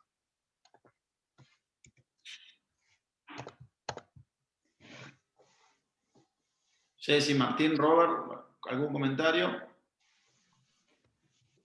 Bueno, hicieron todo lo que había que hacer bien, así que no tengo muchos comentarios. La utilización del DEV para que no crear ese efecto de más metal y que achique más la luz del vaso, creo que este es el caso ideal. Que el DEV, para que no conoce, DEV es de valor de liberación de droga, ¿no? Digamos, exactamente. Para que no está acostumbrado, digamos, a estas abreviaturas. Bien, sí, que hoy en día aparte tiene la misma o el mismo nivel de indicación para restenosis intra-stent también, así que prepararon bien, mejoraron el factor mecánico que estaba produciendo la restenosis, que no era una restenosis, sino que era un stent que no estaba expandido, ¿no? Prácticamente. Así que usaron imágenes, nada para agregar por mi parte. Simplemente una reflexión, ¿no? De cosas que ya se dijeron, lo importante que es conocer la anatomía con precisión antes de hacer una intervención, y realmente el rol del IBUS en esos casos me enorgullece escuchar los datos que dijiste, Nacho. 20% de uso de IBUS en el centro es impresionante, y 27% a nivel mundial de lesiones complejas. Quiere decir que estamos bastante cerca de las recomendaciones, ¿no?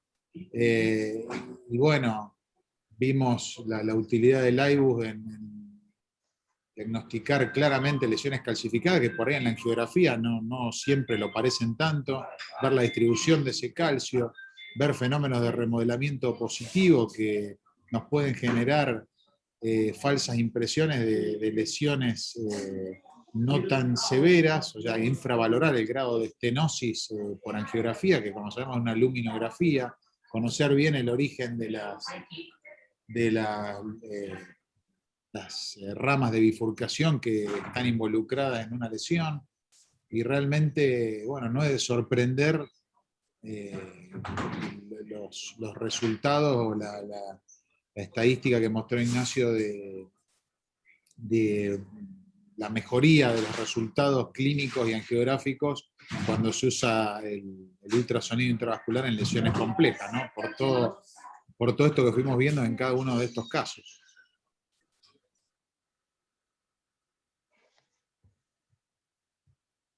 Bien. No sé si hay alguna pregunta de alguien del público que puedan, digamos, comentar, digamos, si se animan a encender el micrófono, si lo quieren escribir por chat. Digamos. Recuerden que pueden escribir sus preguntas por chat, pueden buscarse dentro de la lista de los asistentes, hacer clic ahí y van a encontrar una manito. Si hacen clic sobre la manito, quiere decir que quieren hablar y nosotros les vamos a dar lugar en cualquier momento. Bueno, creo que digamos, como para finalizar este último caso, creo que muestra la importancia de abordar correctamente y de preparar el sitio antes de implantar un stent. Digamos, acá vimos la consecuencia de cuando no se utilizan esas prácticas. El paciente, recordemos que tuvo no solamente esta necesidad de intervención, sino que tuvo un reinfarto, tuvo una stent trombosis, motivo de este implante que no fue satisfactorio. ¿Sí? Y ya para ir terminando, nos acercamos al último, digamos, subtema de esta sesión, que es angioplastia tronco coronario izquierdo, que vendría a ser también, digamos, una especie de angioplastia compleja, o sea que vamos a ver casos complejos igual, pero ya en un territorio específico como el tronco coronario izquierdo. Para traer un poco de historia, digamos, el tercer paciente angioplastiado fue un paciente de 43 años, fue una angioplastia tronco. Recordemos que las primeras angioplastias se realizaban solamente con balón, digamos, con estos elementos rígidos que no tenían una cuerda, ¿sí? Entonces, como era una lesión proximal, digamos, las lesiones proximales eran las que más fácil se podían abordar. Este paciente, digamos, marcó el inicio, digamos, de la angioplastia tronco y lamentablemente fue muy desfavorable porque el paciente se murió de muerte súbita a los 2-3 meses, o sea que el camino para nosotros para abordar el tronco coronario izquierdo empezó de la peor manera. Sin embargo, digamos, ya hoy tenemos que saber y conocer que la angioplastia tronco coronario izquierdo no es un cuco, es una realidad, y que incluso en seguimiento a largo plazo, fíjense en estos dos estudios randomizados que fueron paradigmáticos, 10 años de seguimiento, la angioplastia coronaria y la cirugía, que es CABG en inglés, tienen la misma tasa de eventos de compuesto de muerte, infarto o stroke en el seguimiento, ¿sí? Y la misma tasa de mortalidad de cualquier causa en estos dos estudios. Entonces, hoy por hoy, la angioplastia es una alternativa más que válida. Esto es un metaanálisis que combina distintos estudios randomizados, donde nuevamente es similar en la evolución, en los combinados de muerte, infarto o accidente cerebrovascular entre angioplastia y cirugía. Sí, es verdad que cuando hay mayor complejidad anatómica, digamos, el talón de Aquiles de la angioplastia es en general una necesidad de revascularización. Es por eso que hoy las guías recomiendan, con el mismo nivel de evidencia, digamos, con la misma recomendación, a la cirugía y a la angioplastia como iguales frente a la enfermedad de tronco coronario cuando hay complejidad anatómica baja. El Syntax Score, para los que no están familiarizados, es un score, es un puntaje anatómico que permite, digamos, estratificar la complejidad de las lesiones coronarias. Esto lo vamos a repasar un poco más de detalle cuando tengamos la próxima sesión coronaria, digamos, de enfermedad de múltiples vasos. Ya cuando hay enfermedad, digamos, más compleja, pierde poder, pierde, digamos, posición en la indicación la angioplastia, porque claramente la cirugía en estos escenarios termina siendo una alternativa mejor. Pero, digamos, es muy importante también hacer una decisión, digamos, individual entre, digamos, angioplastia y cirugía. Hay distintas cuestiones anatómicas que favorecen a una u a otra. Por ejemplo, si hay enfermedad aislada del tronco coronario izquierdo, sobre todo cuando compromete el ostium y su cuerpo sin comprometer su zona distal y la bifurcación, en la angioplastia, digamos, tiene su rol específicamente, como les comenté antes, cuando no se asocia a enfermedad coronaria compleja, ¿sí? En estos escenarios donde hay enfermedad coronaria compleja con múltiples vasos, ya la cirugía tiene su lugar, porque tiene en el seguimiento menor tasa de eventos combinados y sobre todo también, como les comentaba, menor tasa de revascularización. Pero también es importante conocer, más allá de factores anatómicos, factores clínicos o factores de riesgo de cada paciente, digamos. Por eso también hacemos una evaluación integral con distintos scores de riesgo quirúrgico. Hay pacientes que lamentablemente, a pesar de que anatómicamente se beneficiarían de una cirugía, no tienen, digamos, un riesgo tolerable, tienen un riesgo inaceptable para cirugía y por eso, digamos, aparecemos como alternativa. Hay comorbilidades de edad, sexo que uno debe tener en cuenta, la presentación clínica, lo que son infartos de miocardio, cuadros inestables donde el riesgo de la cirugía es mayor, la diabetes y disfunción ventricular izquierda en general en cuadros estables, desde ya que son factores que, digamos, favorecen a la cirugía y desde ya que siempre hay que incluir a la preferencia del paciente, brindándole uno toda la información, digamos, el paciente debe participar activamente en la toma de decisiones, ¿sí? Y otro dato no menor es, como en toda intervención, uno debe contar sí o sí, digamos, con una experiencia del centro y del operador. Fíjense acá la diferencia entre el azul, que son centros de alto volumen, y el rojo, que son de bajo volumen, cómo hay diferencia de mortalidad en el seguimiento, de mortalidad especialmente cardiovascular, ¿sí? Con este detalle. Así que no solamente es importante, digamos, cuestiones del paciente, cuestiones anatómicas coronarias, sino que también del centro del operador que haga la intervención. No sé, Claudio, Martín, Roberto. No, sí, es importantísimo, digamos, acá cuando estamos hablando de tronco, la selección del paciente, tener muy bien en claro la complejidad anatómica.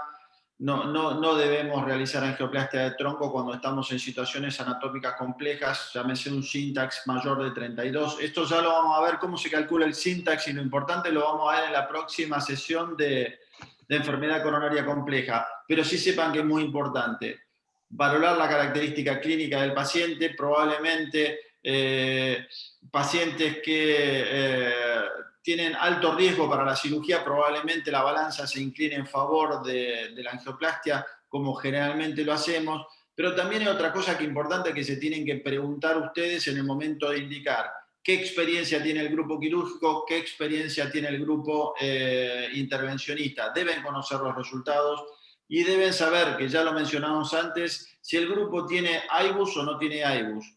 En cualquier otra situación anatómica, el IBUS no ha demostrado un beneficio clínico evidente, pero sí lo ha demostrado en tronco. En tronco, hacer una angioplastia con IBUS, hay múltiples trabajos que demostraron que el hacer una angioplastia de tronco guiada por IBUS disminuye mortalidad. Entonces, si yo tengo un paciente, y soy cardiólogo clínico y tengo un paciente con enfermedad severa de tronco, le preguntaría al hemodinamista qué complejidad anatómica tiene, vería, compararía la experiencia y los resultados que tiene el grupo quirúrgico y el grupo intervencionista global y preguntaría si tiene IBUS o no, porque realmente esas son las cosas que probablemente marquen los resultados inmediatos y alejados.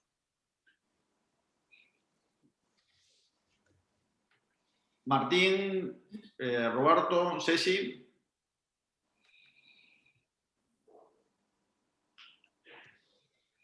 Bueno, si querés, Cecilia, pasamos a contar los casos de angioplastia de tronco coronario izquierdo.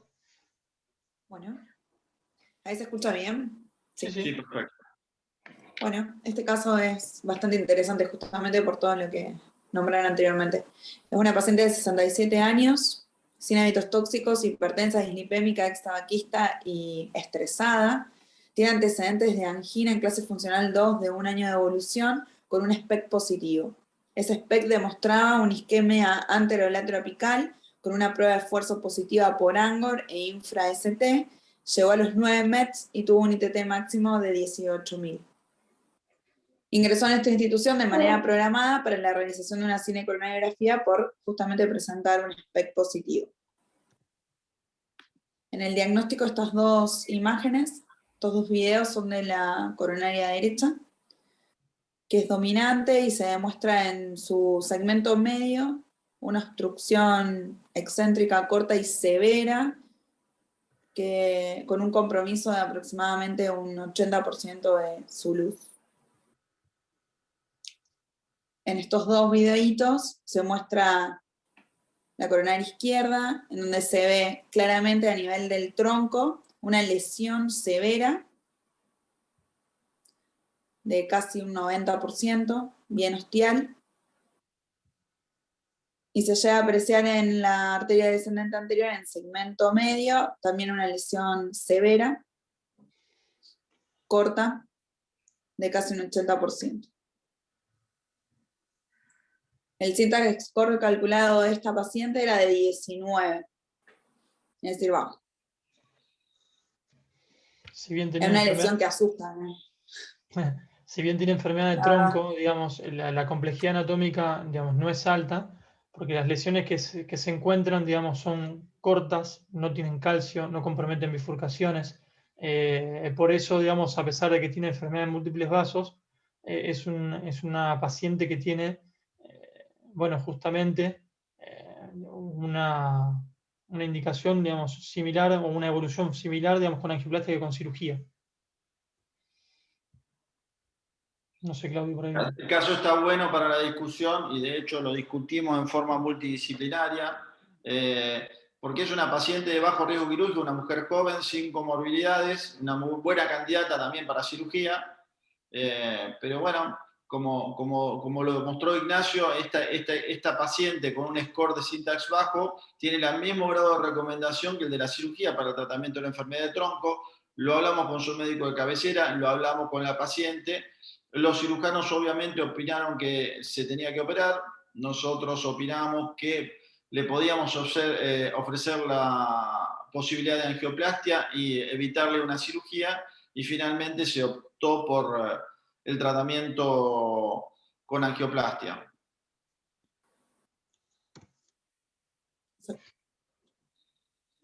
Inicialmente se trató la arteria coronaria derecha, se implantó una stent de manera primaria, un liberador de rapamicina de 2.0 por 15 en el segmento medio.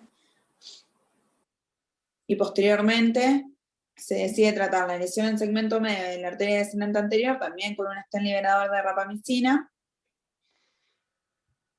Fíjense en esta proyección, digamos, más craneal, cómo se ve más claramente la lesión ostial del tronco coronario izquierdo, ¿sí? Como se ve desde el seno ya que está severamente enfermo. Se decide hacerle IVUS a esa lesión. Justamente lo que se ve, a ver si... Acá tenemos, esto es sobre la escena anterior, acá fíjense que está entrando otro vaso, que es esto que se ve en hora 12, de 12 a 3, este es la circunfleja, este es el tronco, digamos, a nivel distal, la bifurcación, donde vemos que hay un poco de placa, pero nada significativo, ¿eh? Y ya cuando nos vamos acercando al ostium podemos ver una placa voluminosa con alto contenido lipídico, fíjense que es bien negrito, con focos de hemorragia intraplaca. Fíjense que al contrario del caso que vimos antes, es una placa poco voluminosa y no tiene remodelado positivo, es lo que decía Martín. El diámetro externo de la arteria no aumentó, o sea que una placa poco voluminosa le genera una estenosis muy significativa. Parece que tuviese una hemorragia intraplaca y lo ven, digamos, bien ecolúcido, es el core de esa placa. Y acá, digamos, lo que nos permite el IVUS no solamente definir las características, sino que, como había dicho Roberto antes, medir diámetros de referencia. Acá lo que se hace se dirige a la parte más distal del tronco, donde está sano, y vemos cuál era realmente sus diámetros, para poder calcular, digamos, qué dispositivo implantar.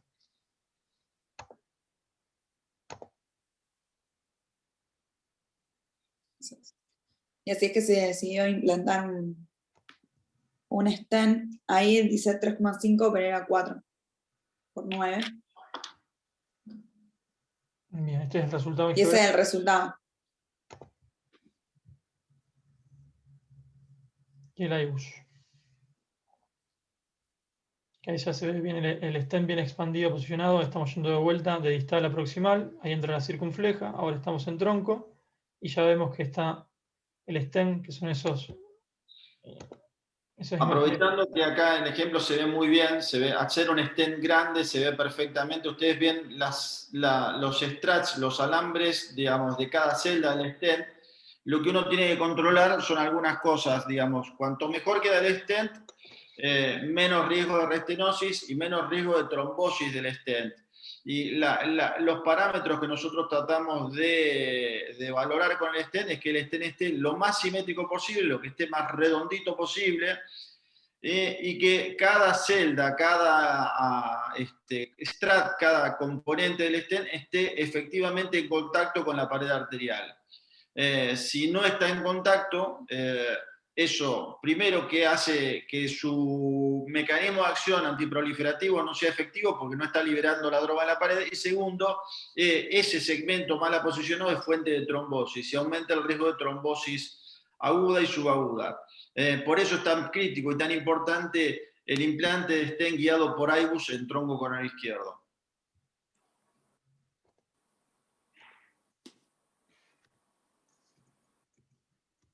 Muy bien, tenemos otro caso, que este vendría a finalizar, es el último caso que vamos a mostrar, vendría a ser un compendio de los tres. Tenemos una mujer añosa, con alto riesgo de sangrado, con enfermedad compleja y enfermedad de tronco coronario izquierdo, así que me pareció que está interesante como para plantearlo al final.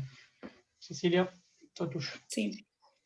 Esta paciente es bastante compleja porque es una paciente de 84 años, hipertensa y dislipémica y sedentaria, que era portadora de una estenosis aórtica severa, que estaba en plan de TAVI. Y venía con dolores torácicos desde hacía bastantes meses de evolución, que habían sido diagnosticados como una esofagitis, y asociado a esos dolores presentaba disnea en clase funcional 2-3, de varios meses de evolución. E ingresa a nuestra institución con un síndrome coronario agudo sin supra, con cambios tipo T inferolaterales. Cuando se le hace la cinecoronariografía, bueno, tenía una coronaria derecha que era no dominante, y ya a simple vista, sin necesidad del contraste, ya se veían que todas sus arterias tenían una calcificación muy importante. Se ve bien ahí en tronco, en la circunfleja y en la DEA. Todo lo negrito que se ve.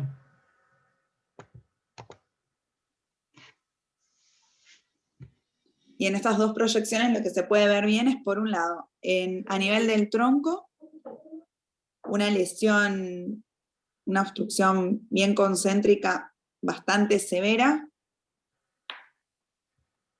de ostium. A nivel de la descendente anterior, una lesión severa ahí en segmento medio. Y en las próximas imágenes se ve bien, en el videito de la derecha se ve bien la lesión a nivel ostial de la circunfleja.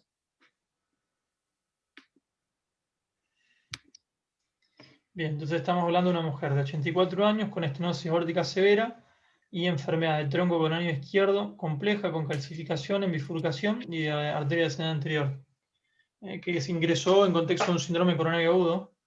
No sé, Claudio, por ahí, o Ceci mismo, querés comentar un poco lo que se discutió y se definió. Sí. Sí, en ese contexto, cuando la paciente ingresó con el síndrome coronario agudo, incluso estaba en insuficiencia cardíaca. Exacto. Leve, pero la tenía. Así que, además de haber estado en plan de TAVI, se decidió en ese momento, sobre todo por la edad y por las comorbilidades que tenía la paciente, y por decisión también de la paciente de continuar en plan de TAVI, hacerle inicialmente una angioplastia coronaria, precedida, obviamente, de una valvuloplastia para asegurarnos, digamos, de que la paciente hemodinámicamente la pueda sustentar a la angioplastia, porque de por sí ya es una angioplastia bastante complicada, y como estuvimos hablando previamente, tiene lesiones calcificadas muy severas, por lo tanto había que hacerle tratamiento a esas placas previo al implante del stent para asegurarnos de que quede bien. Bien. O sea, realmente estaba en una situación muy compleja. La paciente tenía un síndrome coronario agudo de la clasificación europea de muy alto riesgo. Estos pacientes tienen muy alto riesgo de alta mortalidad si uno no los interviene y no los interviene precozmente. Porque era síndrome coronario agudo complicado con insuficiencia cardíaca, estenosis aórtica severa, y realmente una complejidad anatómica también muy severa. Entonces, a esta mujer, por el calcio que tenía en el tronco y sobre todo en el segmento proximal de la arteria descendente anterior, sabíamos que teníamos que tratarla con rotablator. En ese momento la opción de shockwave no la teníamos, de litotripsia no la teníamos, o sea que lo único que podíamos hacerle rotablator era para preparar esta lesión y dejar los stents en forma adecuada. El rotablator, yo les decía que lleva un lavado para enfriar y evitar el espasmo. Ese lavado tiene un goteo de nitroglicerina. Eso te puede hipotensar los pacientes. Nos preocupaba mucho hacer rotablator en una paciente con enfermedad de tronco, donde la coronaria izquierda era la dominante, o sea, no teníamos prácticamente ayuda de la coronaria derecha y encima tenía estenosis aórtica severa. Entonces, lo primero que planteamos es, bueno, primero vamos a hacer una valvuloplastia, y si resiste la valvuloplastia, porque no sabíamos si la iba a pasar, recién ahí con eso vamos a tener un poco más de soporte, más de estabilidad, más de, probablemente la paciente iba a tolerar mucho mejor el procedimiento de angioplastia coronaria con la válvula aórtica abierta. Así que planeamos un procedimiento para hacer todo junto, no teníamos mucho margen para desdoblarlo, tenía una estenosis aórtica severa, tenía una enfermedad muy crítica de tronco. Sabíamos que nos teníamos que jugar todas las cartas en el mismo procedimiento, así que en el mismo procedimiento planeamos hacerle valvuloplastia y seguir con la angioplastia coronaria. Sí, cabe destacar que inicialmente fuimos por acceso femoral con esta paciente, se le colocó inicialmente un marcapaso y se le hizo la valvuloplastia aórtica, que es lo que están viendo ahora, la insuflación del balón a nivel de la válvula. Posteriormente se constató, digamos, mejoría de su estenosis aórtica, así que se decidió proseguir con la angioplastia. Ahí lo que están viendo es la oliva del rotablator pasando a través de la arteria descendente anterior y del tronco, y la otra imagen que ven más abajo es el marcapaso. Muy importante, digamos, en este caso la elección de la oliva, porque eran vasos igual de fino calibre, así que esta es simplemente una imagen, pero se hicieron como aproximadamente 4 pasadas de rotablator, no solo la descendente anterior, sino también a la circunfleja.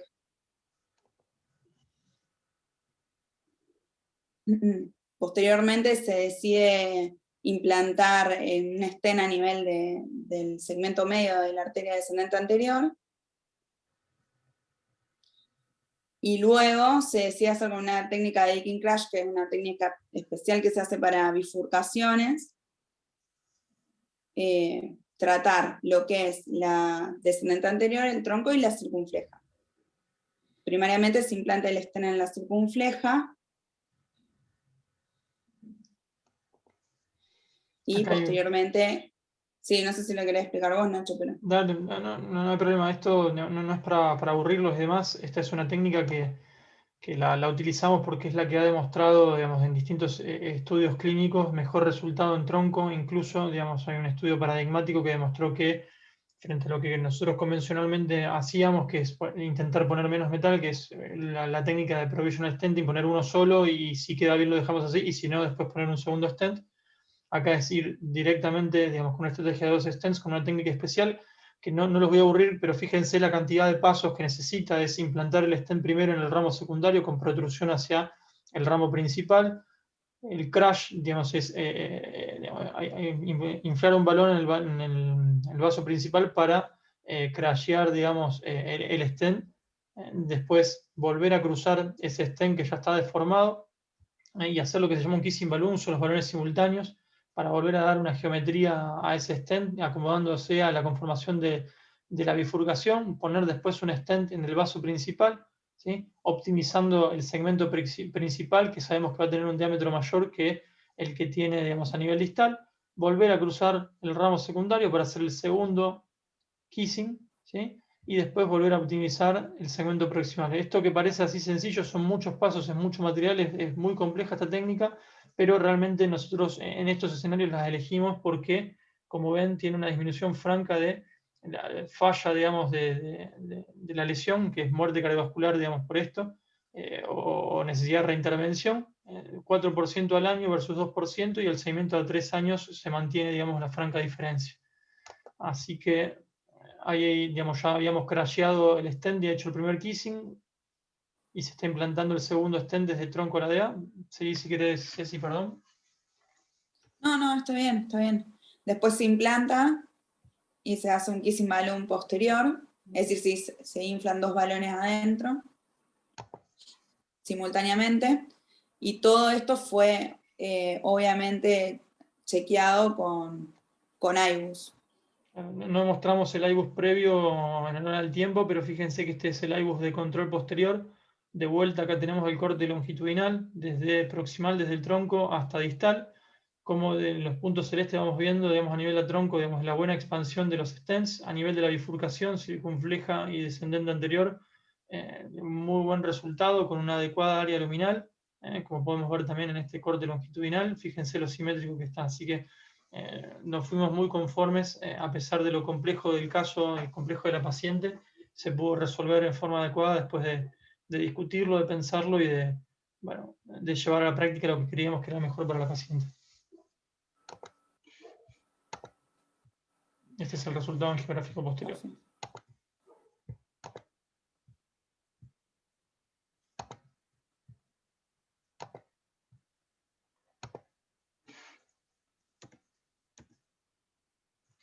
No sé, Claudio, si tienes algún comentario, o el resto del equipo. No, bueno, yo, ya cerrando, no sé si Tito, Roberto Largui o Martín Nagenson quieren comentar algo.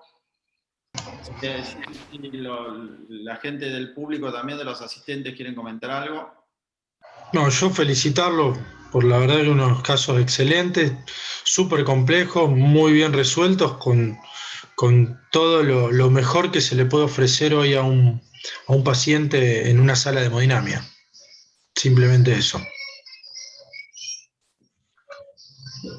Me sumo a las palabras de Tito, la verdad que ha hecho un uso racional de los recursos que, bueno, no siempre están ampliamente disponibles, y bueno, los resultados están a la vista.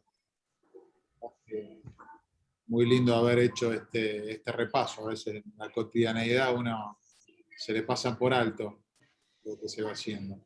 Ahí Cecilia Armando pregunta, digamos, si luego de la uroplastia la paciente seguía en plan de TAVI. La paciente después de la intervención mejoró francamente sus síntomas, pero como sabemos la uroplastia es una solución solamente temporal.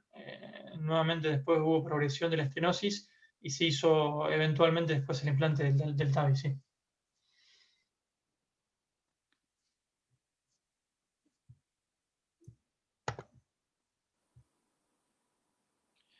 Bueno, primero quiero saludar al doctor Vilches desde Colombia, que está conectado. La verdad que para nosotros es un honor que te hayas conectado con nosotros. Se tratamos con Evolut. La paciente se trató bastante después difícil convencerla de que tenía que completar su procedimiento con un implante valvular. Empezó a estar sintomática nuevamente después más o menos de un año de la intervención y se terminó implantando la válvula, que fue una Evolut. No recuerdo qué modelo. Estoy despidiendo, me parece que hoy terminamos bastante más a horario que en las sesiones anteriores. Creo que en eso estamos mejorando. Entiendo que por ahí esto no es algo frecuente para el cardiólogo clínico, pero creo que es importante que siempre le digo a los residentes, es importante que vayan a la sala de hemodinamia, es importante que vean cómo se hacen las angioplastias, qué se usa, cómo se hace, y eso es lo que tratamos de llevarles a ustedes con este curso. Tratar de no aburrirlos con aspectos técnicos, pero sí familiarizarlos con esto y esperamos que esto también les permita a ustedes tomar buenas decisiones. Acá nos preguntan cuántas litotripsias tenemos hechas. Ignacio, vos te vas a acordar bien. Yo tenemos tres por lo menos. Tenemos 2 periféricos y 2 coronarios, por lo menos, ¿o no? Sí. No, son 4. 4. Eso sí. Bien. Los esperamos para la próxima reunión. La próxima reunión es el último miércoles de este mes. ¿Y sí. la temática? El 25 de agosto los esperamos para una nueva sesión que va a ser sobre nuevas opciones para el tratamiento de enfermedad trombólica venosa. Tratamiento percutáneo que viene en auge, digamos, con muchas más oportunidades. Esta sesión la va a estar coordinando Martín Nagenson, lo voy a estar también acompañando. Y después el mes que viene tenemos revascularización en isquemia de miembros inferiores que va a estar coordinada por Roberto Largui. Así que se vienen temas interesantes también para poder tratar. Esperamos que todos nos puedan acompañar. Bueno, muchas gracias a todos y especialmente al doctor Vilches. Realmente estamos a tu disposición para cuando quieras. Podés contactarnos con nosotros cuando quieras. Después envíanos tus contactos, así te podemos escribir. Gracias a todos y los esperamos el 25. Gracias, hasta luego.